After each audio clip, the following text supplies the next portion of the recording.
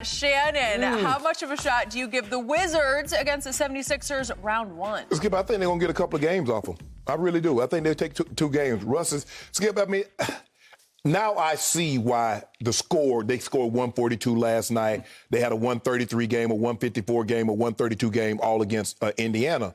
And that's because when you allow a team to shoot 58% from the floor and 50% from three, you're probably going to give up that amount of points. But what happened, what we saw last night, Skip, is that Russell played near the rim.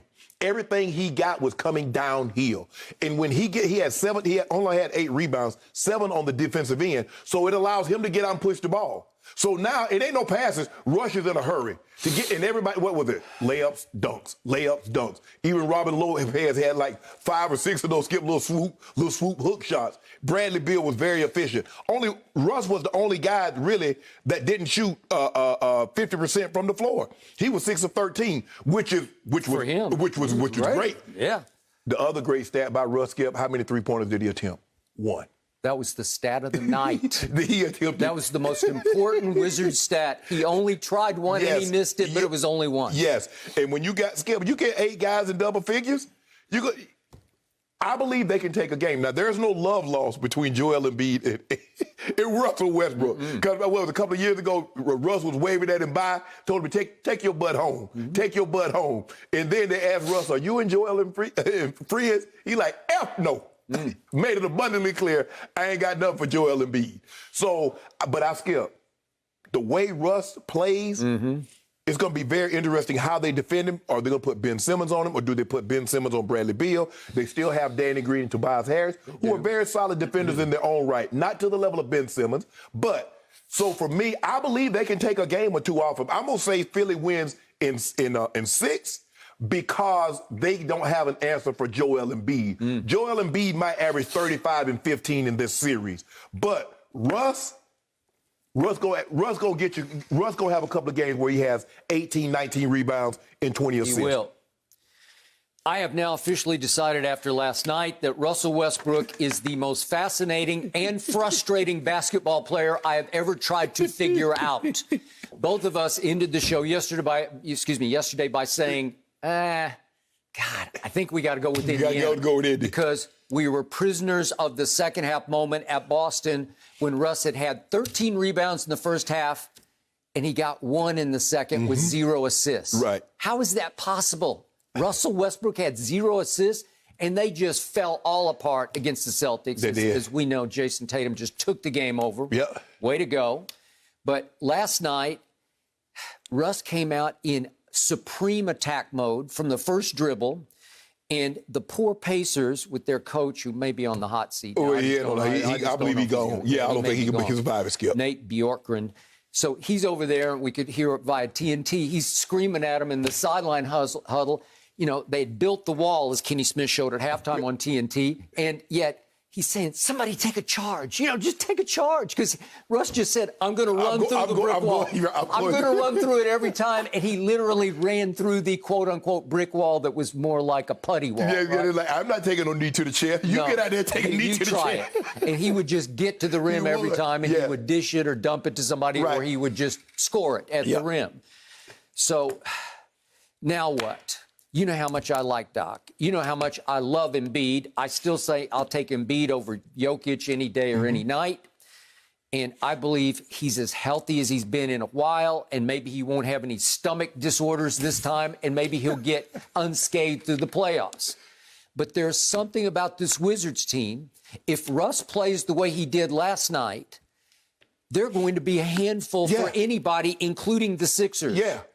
I'm going to go out on a limb. I am rooting for the Sixers because I want to see them in the Nets in the final. And I believe it'll go to 7 games if they get to face the Nets in the final.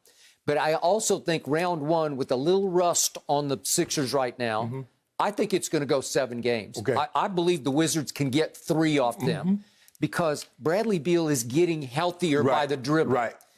And when he goes off, he just goes off. Oh, he's a walking 40. We know he can go get 40.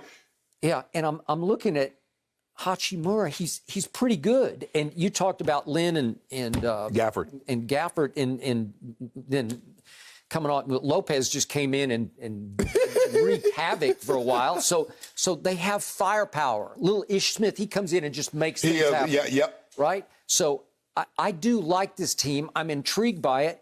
But the one thing that tends to happen to Russ in big playoff games is he goes Westbrook. Right. And if he starts gunning threes, right, you're going to lose. You're going to lose. And I loved what Scotty Brooks said afterwards, and he loves Russ because Russ has carried Scotty Brooks a long way. Yes. He's got him jobs, and he's, he has been his driving force of his career. So he's going to sing his praises after a game like Rightfully this. so. But and I was good with Hooper, angry Hooper, but when he plays the right way. No, he doesn't. He just doesn't play the right way. I'm sorry. He usually plays the wrong way. Here's a quick case in point. Last night, it was the play of the night. Is they're blowing the game wide open in the third quarter with 6 minutes left, if we could see it. And Russ gets Bradley Beal on a little fake and go down the baseline for a dunk and an and one. And watch Russ. How does he celebrate this sweet little dish? And then Russ turns away from Bradley Beal and says, "I am the world. Did you see me? Look at me. No, Look at me." That was a good play. He said, you didn't think I saw you, did you, Brad? You didn't think I saw you, did you? I saw you. No, but he's basically in all his glory. Magic Johnson, in his heyday, if he had made that dish to James Worthy for a dunk, trust me, Magic would have run to James Worthy and either hugged him or high-fived him or celebrated in his space, in his airspace. Skip, the guys, what the guys do now, they make a outstanding pass. You got to put the binoculars on. You got to you see that? Did you see that? You see that? Yeah, okay, I got that. So he turns completely away from his brother, his teammate, his co-star, and goes up the court in all his own solo glory, right? That summed up Russ to me. That play was why Russ is now 56 and 54 in playoff games. So he's 2 games above 500. More important, since KD left him, right, since 2017, Russ is now 9 and 19 in playoff games. And yet I'm making a case. I just kind of like the chemistry of this team. And about 2 out of 3 nights, I see a more mature Russ. Last night, I saw a very mature Russ. Well, Russ is saying if I'd had Paul George, if I'd had PG-13, I might have been 19 and 9 instead of way off P. No, pandemic PEE. Well, did he have Melo? Yeah. No. PG. Yeah, PG was the one that say I'm playing. No, I know, but he did have also Carmelo, right? Yeah. Okay. So. But we're not talking about Carmelo as a top 10 player right now. All right, I got it. So if you look at Russ, this is all about good Russ or really bad Russ, because the worst of Russ came when, remember, he and KD had the Warriors down 3 games to 1. Yes. And then this happened in games 5, 6, and 7. Now, 2 of them were at Golden State. 5 and 7 were at Golden State. But Russ goes 11 of 28, 10 of 27, and 7 of 21. That's 37% from the floor, which is terrible. And in those 3 games, he shot 5 of 19 from 3. He didn't take that many threes, but that's 26%. That's still like 6 a game. I know, that's more than what he should have been taking. Okay, I got it. But in the turnovers, he averaged 5 turnovers a game for those 3 games. That's how you lose to the Warriors that you had dead to rights. Well, Skip, yesterday he had 15 assists with 3 turnovers. You could live with that. Can you? You could live with that. It was the other night we had a high turnover. But the thing is, Skip, look, if you let him play downhill, if you let him attack your basket, he's either going to lay the ball in or you're going to foul him. Now, he's not the greatest fouler, but he'll shoot enough of them that will hurt you. And that's what I didn't understand about Indiana. Like, y'all just going to let the man lay the ball up, or y'all going to let him drive the lane and just hand it off and let somebody dunk it on you? They looked afraid of it, seriously. Somebody just, how about, look, you ain't got to try to hurt him. But just hard fouling one time and say, Russ, don't come back in here. Maybe that'll deter him. But Russ, he's probably going to be undeterred because that's how he is. He's just like, okay, you fouled me hard. That's right. I'll get you back on the other end. I'll foul your butt hard. All right. But he's going to come back, Skip. But you just can't just let him. Okay, go ahead, Russ.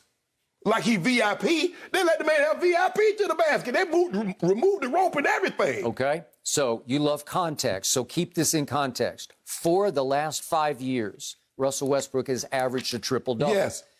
He has led the league in assists 3 of the last 4 years. That's pretty great, that's outstanding, right? Yeah. He's a 2-time scoring champ. That's pretty great. Yeah. He was the MVP, obviously, in 2017, and twice he's been the All-Star Game MVP, which is probably the most likely of all the accolades, because it's pretty easy for him to take over an All-Star game, right? But still, you have that, and then you have this. This year from three, he shot 31.5%. That ranked 150th in the NBA of 156 qualified three-point shooters. What? And then from the free throw line this year, 65.6%, ranked 103rd of 110. What? That guy did that? So he can't shoot a lick, but he can take over basketball games. Yes. At 6 feet 3 inches tall. He's one of the few guys, Skip, that because he can do so many things, he can rebound. Skip, he's top 10 in rebounding. As a 6'3" guard, that's unheard of in today's game. Now, we know what he did assist-wise. He led the league in assists by over 2 per game because Harden didn't qualify. But what he's able to do and the way he can dominate the game, the mere fact, Skip, as you mentioned, he's not a great shooter from the three, from the field, or the free throw line. And the way he can still impact the game lets you know just how great of a player he actually is. When you have, I mean, Skip, just think of a wide receiver that couldn't say, well, he can't really catch. No, that's basically what you're saying. That's true. That's a great analogy. I agree. Well, how he can't catch? Yeah, well, how he going to impact the game? Wait, he won an MVP, but he can't catch? Right. Really? So, no, he can't. But he's phenomenal. I mean, when I just sit there and marvel at him and watch him, Skip, he's one of the few guys that when I watch him play, I say, that dude would have been a hell of a running back or a DB. He would have been.